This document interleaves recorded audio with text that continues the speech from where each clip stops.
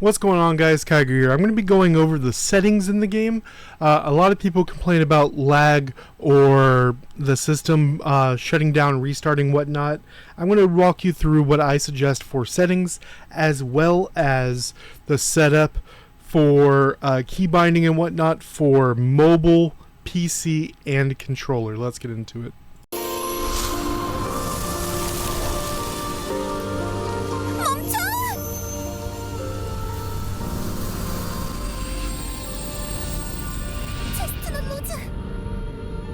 반드시 돌아오게 하겠어.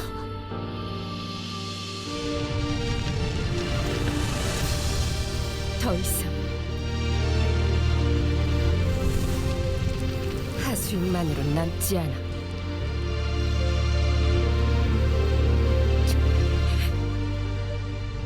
이제부턴 나를 위하여 오로지 나만 깨어있을 뿐. 멈춰! 모두들 절대 후회? 네가 누구랑 얘기하는 줄은 아는 거야? Alright guys, so starting out from the beginning here, this will feel a little bit out for people who know the game pretty well, but even for new players, to get to settings, up at the top right hand of the corner, you'll see this hamburger menu, which is circled. Go ahead and click that. Then that's going to bring up this right here. You'll see character, flower fairy, all that. Towards the bottom, you'll see a little cogwheel. Click that. And then, let me make this a bit smaller. This is what we'll see for settings. This is the personal sheet. I blocked out my information right there, and display settings, interactions, stuff like this. I'm going to walk through them pretty quickly. Display costume, it'll show the costume on your character. Tap effect, this is you tapping on the screen, it doing things. Flower fairy skill animation, when you click on a flower fairy skill, they do have a cutscene. These are fun to look at once or twice, but you don't want it to happen all the time, especially in things like PvP, where you want to be clicking the buttons pretty quickly and doing your swaps and whatnot. So generally I consider always having this off. Interaction, this depends on you. Friend invitation, people trying to be your friend. If you do dance and end dance, or end if you're on someone's team to go do something, it will do a friend invitation. So if you want that or not, that's totally fine. Team invitation, people being able to invite you to team. Even if this is off, there will still be that bar on the bottom if someone does a post on guild or whatnot. It'll be a thing on the bottom saying, do you want to join this team? This is for the pop-up in your face white box that says someone invited you to a team. Duel function, this has to be on to even accept duels. Costume interactions, this is for like marriage interactions, I guess friend stuff if they add that in the future, things like this. Pre-download at Wi-Fi environment, sometimes they preload some things 2 or 3 days in advance, but don't turn them on until normal patch day. And if you have this on, it'll allow whenever your device is on Wi-Fi to go ahead and pre-download that stuff, so you're not stuck in a longer process. Allow others to view my Lord trial ranking formation. I don't know why this is a button. If you don't care if people see what fairies you're using, leave this on. If you do care, put it off. Friend PM, this tells you when a friend messaged you as a pop-up. So this is longer than this, so under here shows this. System info will be every hour for 15 minutes. Someone, a shop guy will be in someone's house. It'll it'll tell you in the system chat if someone claims a spot, and Flower Garden, it'll let you know if someone's getting married, it'll pop up there. fireworks, it'll pop up there. A Danmaku, it'll pop up there. Or someone goes up a seal, it'll tell you on the system info. It's up to you if you want to know that or not. Story quest pathfinding. This is literally what it sounds like. If you have this on and you click the quest for main story, it'll auto take you there. I suggest having that on unless you really just want to explore and try to figure out places yourself. If you can't figure out a story quest, this might be an issue. Power saving mode. This after 30 seconds to a minute, I believe it's been changed, of just not touching any buttons on the screen. Maybe you're doing some auto farming, fighting monsters, or fishing or something. This will lower the drain consumption on your device, and also have like a sleeping Miru in your face. Whenever you tap the screen after that, the Miru wakes up and then you can go back on your game. Auto battle. This allows you to do auto battle. Hit frame error. It feels like they change what this means periodically, but hit frame error is when you go to do something, it'll tell you if there's an issue. How to explain this? If you get stuck in something, it'll say you're stuck, and then you'll be able to click it and it'll teleport you back out.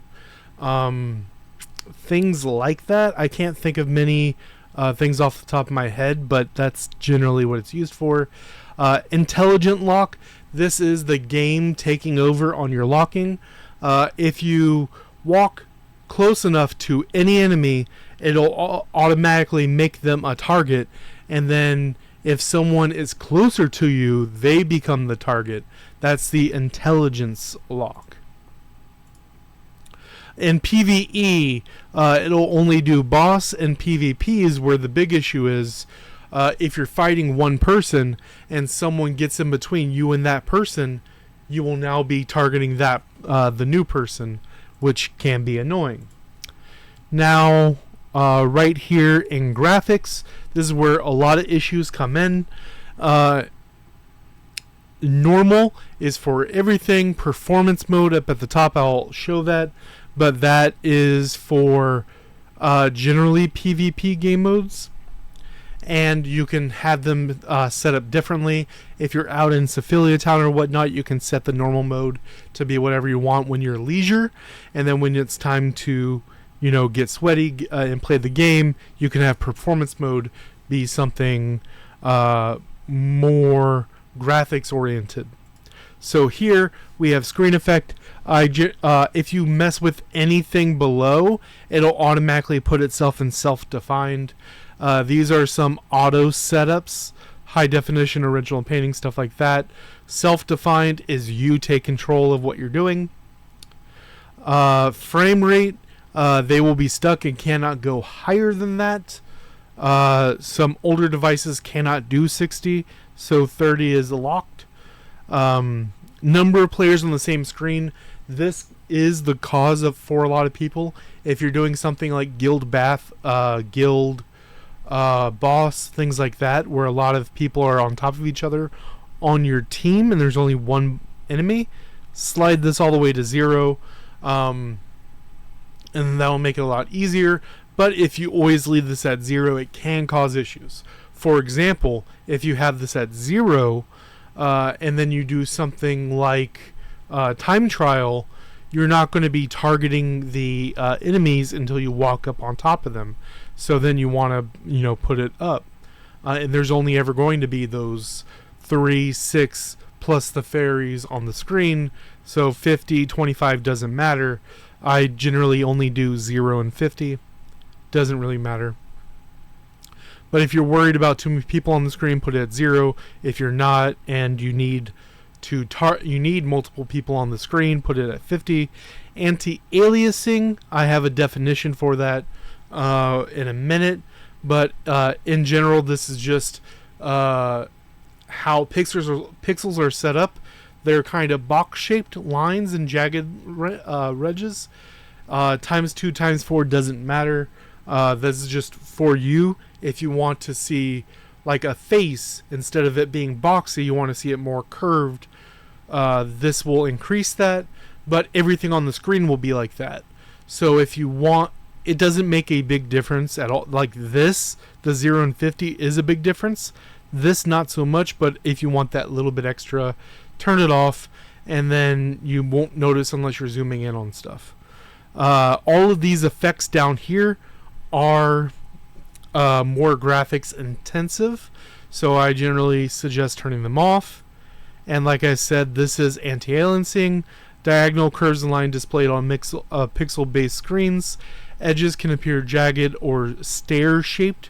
They're all lines instead of circles because of limited pixels. It does some sampling, so it can smooth it and average color value.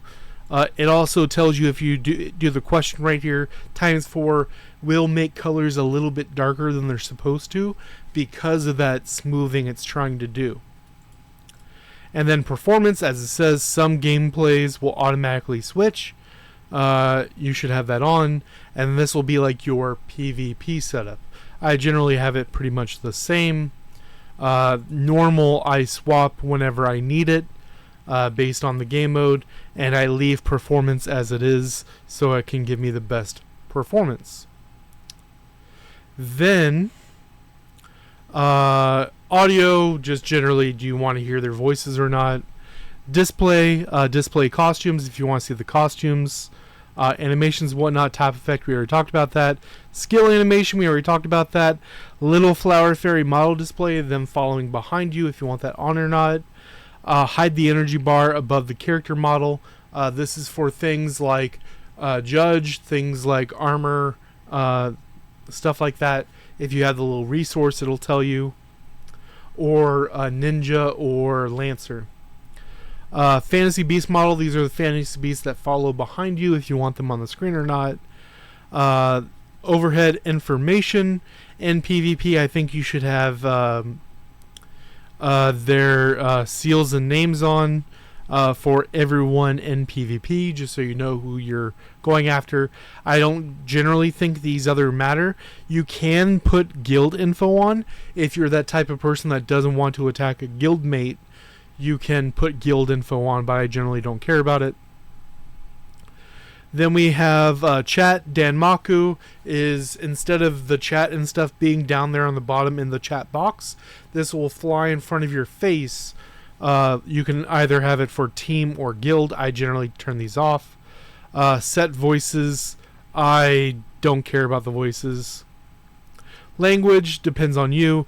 Because this is what the text in the game, these are the 9 languages I do in my videos for closed captioning.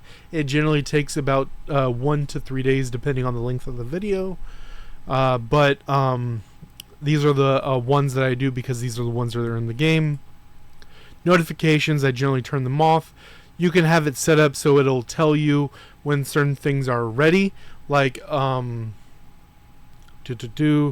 if you're able to upgrade your mount, it'll do the red dot letting you know, things like this. Battle settings, we already talked about most of this. If you want to see HP percentages, forcibly attack the locked target. So this will make you attack whoever you are currently targeting. And you can't just freely use the skill unless you click and hold to do it on, let's say, mobile. Lock type, I generally prefer manual, so I can click a target and I'm always targeting that person regardless if anyone gets between me. Or you can do the assist system, which whatever's closest. Display special effects, this can also be a big deal. Always put yours on. Teammates, I like to put do not show, unless I'm in something like Top League. I like to put them on in Top League because we don't have to worry about fairies or whatnot, so I can see when they're doing their special ability. I played the game enough that even with animations off, if a character does this, I know, as a priest, I know that's the heal going on, but people don't generally look that close into it. So in things like Top League, I like to leave it on. out of Top League, I put them off. Enemy special effects. This will let you know, like, the animation. They're casting their eyes. They're using the rain of arrows, things like that. I like to leave the enemies one on. Combat hit feedback. I generally leave it alone. And then as we go... Oh, that was... sorry, that wasn't supposed to be there. That's just this page, but I cropped it down to the bottom part. That wasn't shown. Lens setting. I hate this. Don't do this. Real-time camera tracking. This is like, I want to be the main character. It's behind me. If I'm targeting a boss, it's going to reposition. I'm facing the boss. I hate that. Please turn that off. If you enjoy that, it can be a really cool experience, but in general, turn it off. Now, as far as the button setup, a friend of the channel, 7 from NA1, I only play on mobile, so they do controller and keyboard. So we're going to walk through some button setups here. Let me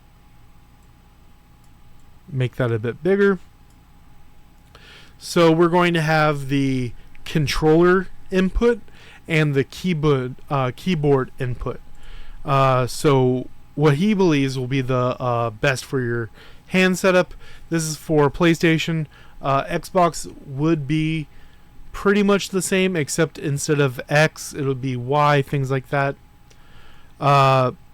So to do everything on the screen is going to be keyboard input, but controller, we're going to just tell you what it says. So for the first skill, they like to put the X button on the PlayStation controller on the keyboard, number 1. Number 2 for the next one, the square for the second ability, triangle for the third, 3 for the third, and 4 for the fourth, circle for the fourth. L1 for the dash, the jump away, left shift for the keyboard, R1 to basic attack. You do have to put something for basic attack, or the left mouse click for keyboard. R2, that's right side second button, will be the weapon swap or keyboard. It's set to Z. You need to hold L2, so the left side second button, and then press either square or triangle for the 2 fairy skills, or Q and E on the keyboard to cast them. Now for that's pretty straightforward for keyboard and controller, but the issue comes when it's time to lock on pet skill, fairy team swaps, or any kind of class specific skill like the chi from Ninja. Does not have an integrated way for you to use it on the controller. You are going to have to click it either on mobile if you do it Bluetooth to a mobile like a tablet, or you're going to have to click on your laptop, desktop, whatever it is, the buttons for that. And then you'll see the button is V for the swap, and to do the swap, you have to click V, which brings up the swap menu, and then you click whatever the button is attached to it. At base, it's 6, 7, 8, 9, 10, 0, and minus, which is on your keyboard to the right.